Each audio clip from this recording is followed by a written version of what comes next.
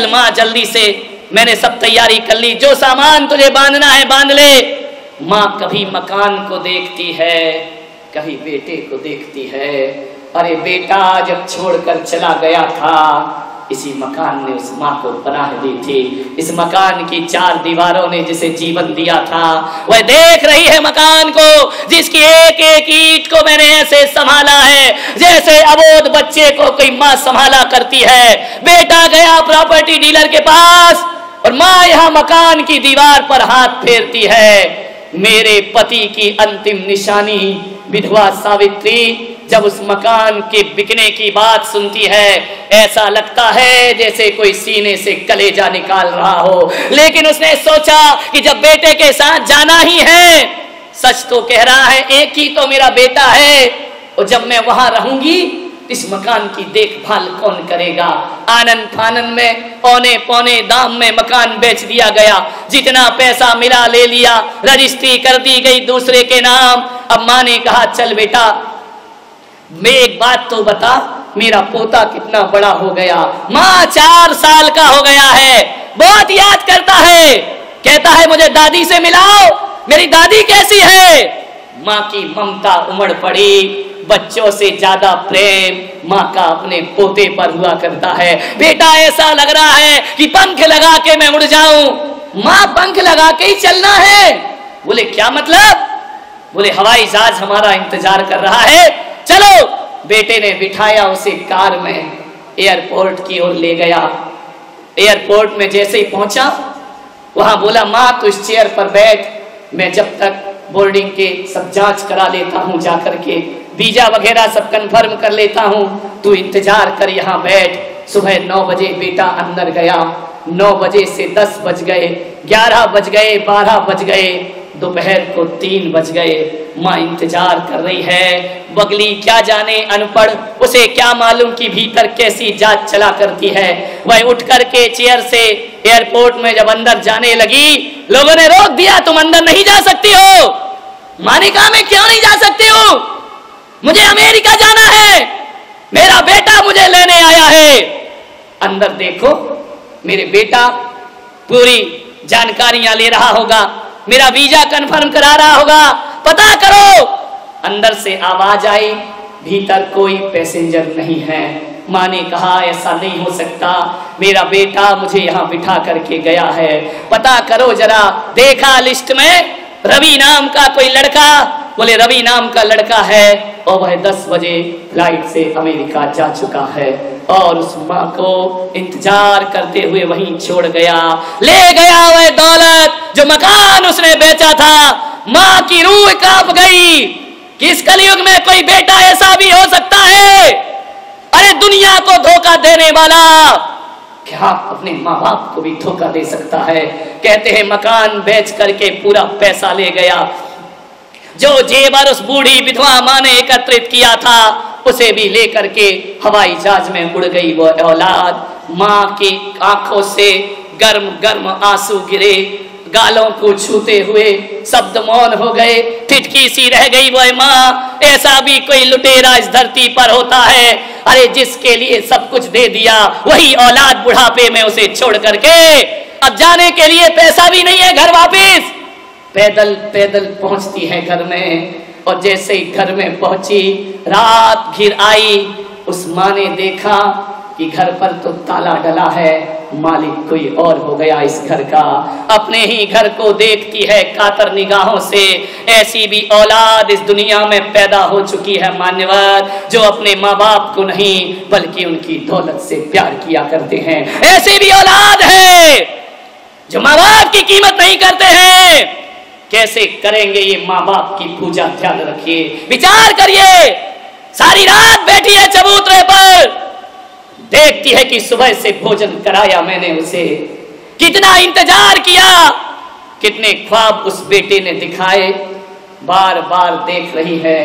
और कहते हैं उस रात अपने ही घर के चबूतरे में वह गुजारा करती है, रात वहीं सोती है। और ऐसी भी एक कहानी कहती है कि वह माँ विगत 6 महीने से उसी चबूतरे पर रात गुजार रही है। मकान मालिक ने कहा कि माँ तू छोड़ना, अब क्यों आती है इस घर में? इस घर को मैंने ले लिया है।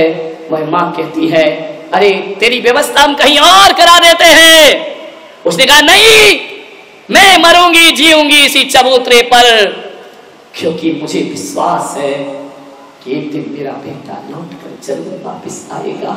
इसी आस में मैं यहाँ पर जीती रहूंगी। बस मुझे कुछ नहीं चाहिए, इसी चबूतरे पर सोने दो, इसी चबूतरे पर रहने दो। कहते हैं उस मकान मालिक ने उस माँ की बाहों को थामा और कहा कि माँ, तू चबूतरे में नहीं रहेगी, इतने सारे कमरे यहाँ हैं, एक कमरा में तेरे नाम करता हूँ। विचार करिए, कभी कभी अपनों में वो नहीं मिलता जो परायों में प्राप्त हुआ करता है। अपनी ही औलाद वो सुख नहीं दे पाती। जैसे ही उस मकान मालिक ने उसे पकड़ा, उसकी बाहों को अपने हाथों में लिया, उसे ऐसा लगा, इतनी जोर से उस बूढ़ी माँ ने उसके हाथ पकड़े कि जिसे चलना सिखाया वो छोड़ के चला गया। ऐसा पहली बार लगा कि परायों के भीतर भी कोई ना कोई दिल तो हुआ करता है, धड़कता हुआ। उसने कहा कि माँ, एक कमरा ही नहीं, पूरा घर तेरा है। तेरा बेटा धोखा दे गया तो दे गया, अभी इस हिंदुस्तान से श्रवण कुमार मरे नहीं हैं, वो आज भी जीवित हुआ करते हैं। किस कृष्ण की पूजा करते हो, किस राम की पूजा करते हो, किस महावीर की आराधना करते हो?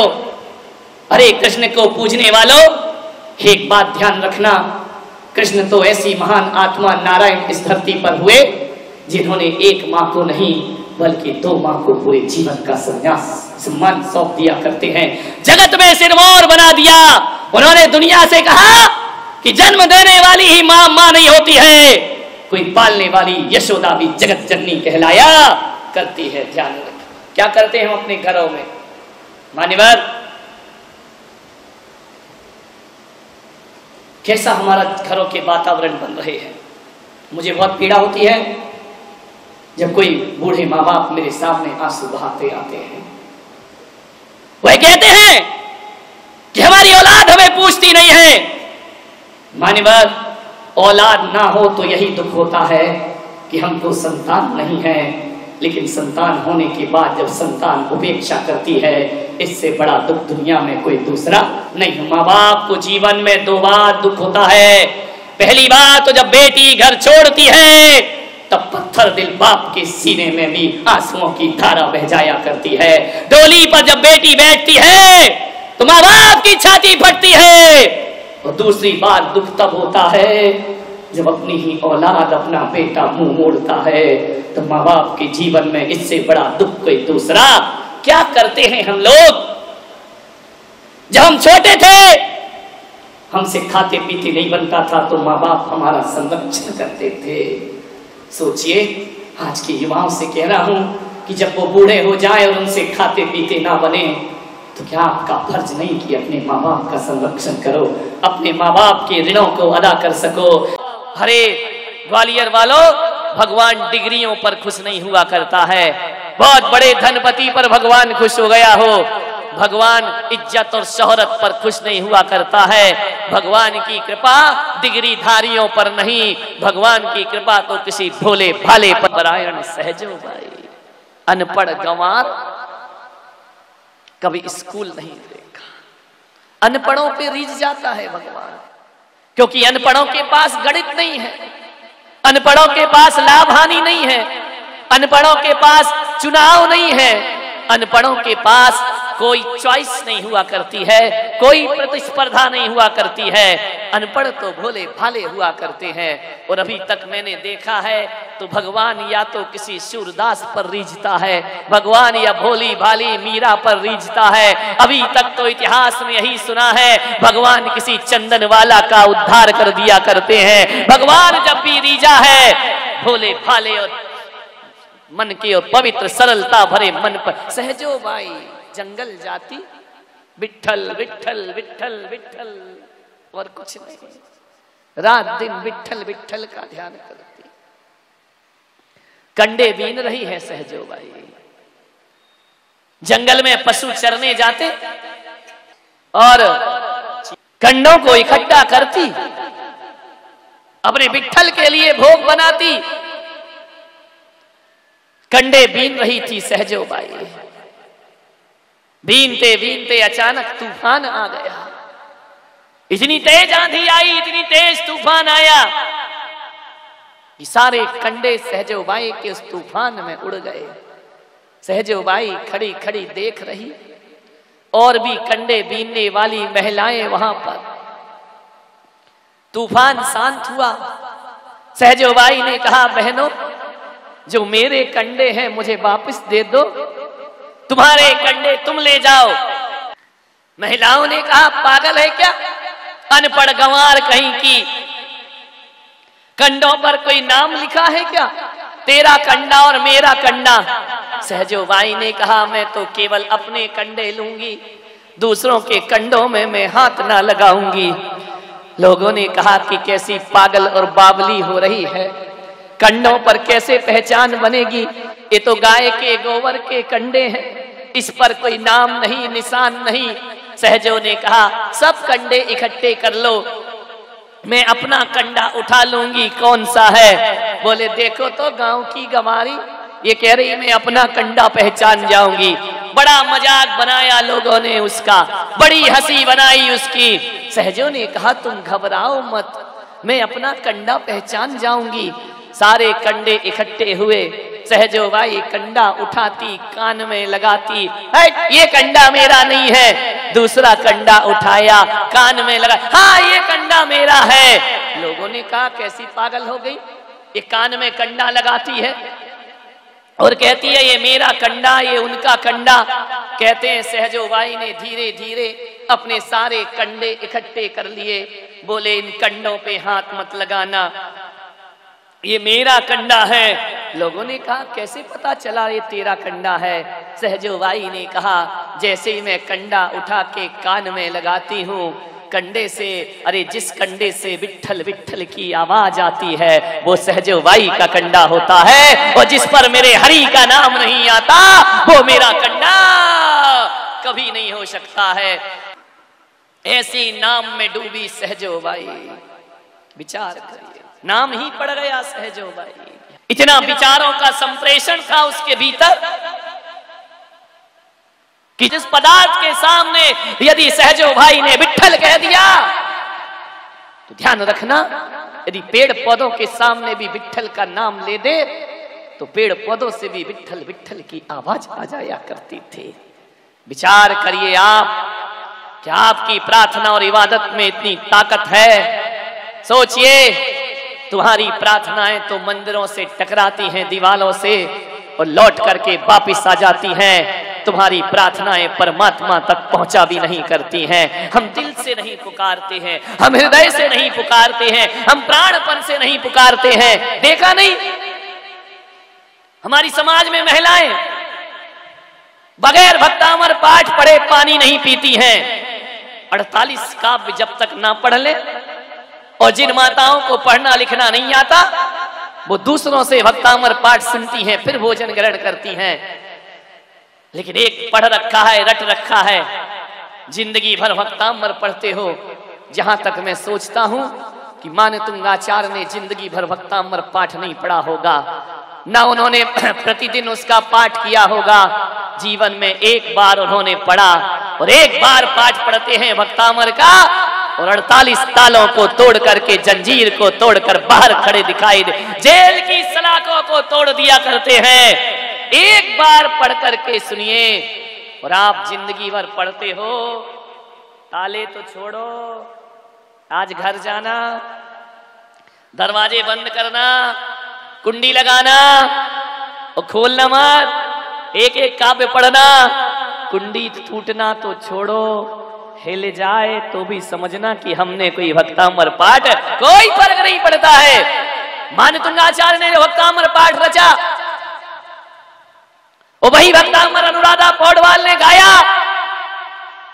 शायद जितना मीठा अनुराधा पौडवाल ने गाया उतना मीठा कंठ तो शायद मानतुंगाचार्य का भी नहीं होगा। लेकिन अनुराधा पौडवाल अपने कंठ से भक्तामर गा तो सकती है, पर कोई ताले तोड़ नहीं सकती है। और यदि स्वर ना हो तो भी मानतुंगाचार्य एक एक काव्य पढ़ करके एक एक ताले को तोड़ दिया करते हैं। प्राण जुड़े हैं, प्रार्थना से प्राण जुड़े होना चाहिए। प्राण नहीं जुड़े तो कोई प्रार्थना चमत्कार ना करेगी। हमारी प्रार्थनाएं तामसिक प्रार्थनाएं हैं। हमारी इबादत में भी दूसरों की भलाई नहीं है।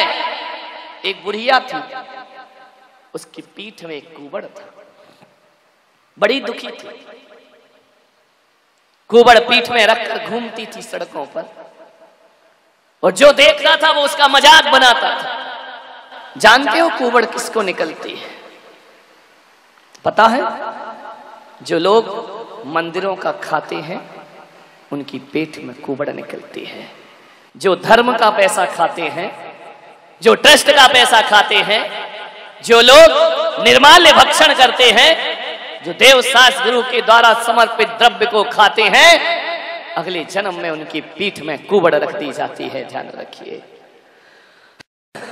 इसलिए सब कुछ करना, भूखे मर जाना, दाल रोटी खा के जिंदगी गुजार देना, और ना मिले तो घास की रोटी खा के जीवन गुजारना, लेकिन कभी भी धर्म और धर्मायतनों का धन भक्षण नहीं करना चाहिए। धर्म स्थलों का भक्षण नहीं करना चाहिए। मंदिरों की प्रॉपर्टियों पर कब्जे किए बैठे हैं लोग, बरसों से दुकान लिए बैठे हैं, 20-20, 40-40 रुपया किराया देते हैं। आप सोचिए, धर्म आधा है, आप धर्म का भक्षण कर रहे हैं। और एक बात ध्यान रखना, ईश्वर जब देता है तो छप्पड़ फाड़ के देता है, और ईश्वर जब लेता है तो चमड़ी उधेड़ लेता है। ध्यान रखिए।